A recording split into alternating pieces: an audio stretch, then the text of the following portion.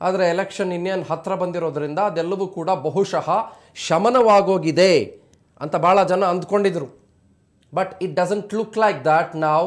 ಯಾಕೆ ಅಂತಂದರೆ ಶಿಡ್ಲಘಟ್ಟದಲ್ಲಿ ದೊಡ್ಡ ಮಟ್ಟದಲ್ಲಿ ಗಲಾಟೆ ಮಾಡಿಕೊಂಡಿದ್ದಾರೆ. ಯಾಕಾಗಿ ಇವರು ಗಲಾಟೆ ಮಾಡಿಕೊಂಡಿದ್ದಾರೆ, ಯಾವ ವಿಷಯ, ಏನಕ್ಕೆ, ಅದು ಕೂಡ ಸಚಿವರು ಡಿ.ಕೆ. ಶಿವಕುಮಾರ್ ಅಲ್ಲಿ ಪ್ರಚಾರ ಮಾಡೋದಕ್ಕೆ ಅಂತ ಹೊರಟಿದ್ದಂಥವರು, ಅವರು ಅಲ್ಲಿ ಇದ್ದಾಗಲೇ ಇವರು ಯಾಕೆ ಗಲಾಟೆ ಮಾಡ್ಕೊಂಡಿದ್ದಾರೆ, ಒಂದಿಷ್ಟು ಫುಟೇಜಸ್ಗಳು ಸಿಗ್ತಾ ಇದೆ, ಬನ್ನಿ ನೋಡೋಣ.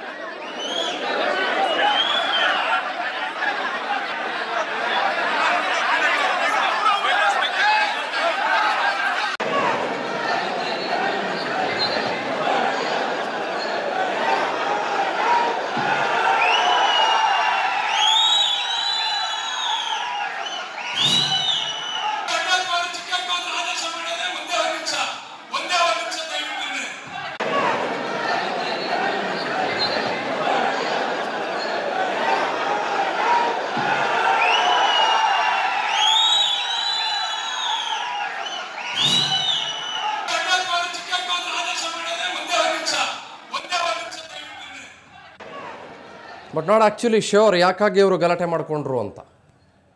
ನೋಡಿ, ಭಾಳ ಜನ ಸೇರಿದ್ದಾರೆ ಅಲ್ಲಿ. ಕಾಂಗ್ರೆಸ್ನ ಶಿಡ್ಲಘಟ್ಟದ ಆಫೀಸ್ ಇದು. ಅಲ್ಲಿ ನೀವು ಗಮನಿಸ್ತಾ ಇದ್ದೀರಿ, ಆಫೀಸ್ನಲ್ಲಿ ಭಾಳಷ್ಟು ನಾಯಕರ ಫೋಟೋಗಳಿರುವ ದೊಡ್ಡದಾಗಿರುವ ಬ್ಯಾನರ್ ಕೂಡ ಹಾಕಿರೋದನ್ನು ನೀವು ಕಾಣ್ತಾ ಇದ್ದೀರಿ. ಅಲ್ಲಿ ಭಾಳ ಜನ ಸೇರ್ಕೊಂಡಿದ್ದಾರೆ, ಏನೋ ಒಂದಿಷ್ಟು ಚರ್ಚೆ ಮಾಡ್ತಾ ಇದ್ದಾರೆ. ಡಿ.ಕೆ. ಶಿವಕುಮಾರ್ ಅವರಲ್ಲೇ ಇದ್ದಾರೆ. ಅವ್ರಿಗೇನು ಮಾಡಬೇಕು ಗೊತ್ತಾಗಲಿಲ್ಲ ಈ ಸಂದರ್ಭದಲ್ಲಿ. ಅಯ್ಯೋ, ಯಾಕಾಗಿ ಇವ್ರು ಗಲಾಟೆ ಮಾಡ್ಕೊಳ್ತಾ ಇದ್ದಾರೆ ಗೊತ್ತಾಗಲಿಲ್ಲ, ಯಾಕಾಗಿ ಇವರ ನಡುವೆ ಸಮಸ್ಯೆಗಳಾಗ್ತಾ ಇದ್ದಾವೆ. ಈ ಭಿನ್ನಮತವೇ ಬಹುಶಃ ಇದೆಲ್ಲದಕ್ಕೂ ಕಾರಣ. ಆದರೆ ಇನ್ನೇನು ಎಲೆಕ್ಷನ್ ಹತ್ತಿರ ಬಂತು ಅಂತನ್ನುವಾಗ ಯಾಕೆ ಈ ಭಿನ್ನಮತ? ಒಳಬೇಗುದಿಗಳು ಭಾಳಷ್ಟು ದೊಡ್ಡ ಮಟ್ಟದಲ್ಲಿ ಇದ್ದೇ ಇತ್ತು. ಕೆ.ಎಚ್. ಮುನಿಯಪ್ಪನವ್ರನ್ನ ಯಾರೂ ಕೂಡ ಸೋಲಿಸೋದಕ್ಕೆ ಸಾಧ್ಯವೇ ಇಲ್ಲ ಕಾಂಗ್ರೆಸ್ನಲ್ಲಿ ಅನ್ನುವ ಹಂತ ಈ ಕ್ಷಣದವರೆಗೂ ಕೂಡ ಇದೆ. ಯಾಕೆಂತಂದರೆ BJPಯಿಂದ ಮುನಿಸ್ವಾಮಿ ಅನ್ನೋರನ್ನ ಯಾರನ್ನ ಫೀಲ್ಡ್ ಮಾಡಿದ್ದಾರೆ. ಜನಕ್ಕೆ ಅವ್ರು ಯಾರು ಅಂತ ಗೊತ್ತೇ ಇಲ್ಲ, ಚಿರಪರಿಚಿತರೇ ಅಲ್ಲ. ಕ್ಷೇತ್ರದ ಜನ ಯಾರು ಮುನಿಸ್ವಾಮಿ ಅಂತ ಹುಡುಕಬೇಕು ಗೂಗಲ್ ಮ್ಯಾಪ್ ಹಾಕ್ಕೊಂಡು. ಆ ಥರದ ಮುನಿಸ್ವಾಮಿ ಅವರನ್ನ BJPಯವರು ಫೀಲ್ಡ್ ಮಾಡಿದ್ದಾರೆ, probably for the sake of ನಾಮಕಾವಾಸ್ತೆ. ಇನ್ನೂ ಭಾಳ ಜನ ಇತ್ತು, ಅವ್ರು ಬರಬೇಕು ಇವ್ರು ಬರಬೇಕು ಅಂತೆಲ್ಲ ಇತ್ತು. ಕೆ.ಎಚ್. ಮುನಿಯಪ್ಪನವ್ರಿಗೇನೆ ಎಷ್ಟು ಸಲ ಕೊಡ್ತೀರಿ ನೀವು ಟಿಕೆಟು? ಅವರಿಗಾಗಲೇ ಭಾಳ ಸಲ ಟಿಕೆಟ್ ಪಡ್ಕೊಂಡಿದ್ದಾರೆ, ಸಂಸದರಾಗಿದ್ದಾರೆ, ದೊಡ್ಡ ದೊಡ್ಡ ಹಂತದಲ್ಲಿ ಕೆಲಸ ಮಾಡಿದ್ದಾರೆ, ಬೇರೆ ಬೇರೆ ಖಾತೆಗಳನ್ನು ನಿಭಾಯಿಸಿದ್ದಾರೆ ಕೂಡ ಅವರು. ಯಾಕೆ ಕೊಡಬೇಕು ಅವರಿಗೆ ಟಿಕೆಟು? ಬೇರೆ ಯಾರೂ ಇಲ್ವಾ? ಈ ಪ್ರಶ್ನೆಗಳೆಲ್ಲವೂ ಕೂಡ ಇತ್ತು. But is that the reason for this ಗಲಾಟೆ ಟುಡೇ? ಅದು ನಮಗೆ ಗೊತ್ತಾಗಬೇಕಾಗಿರೋ ವಿಷಯ.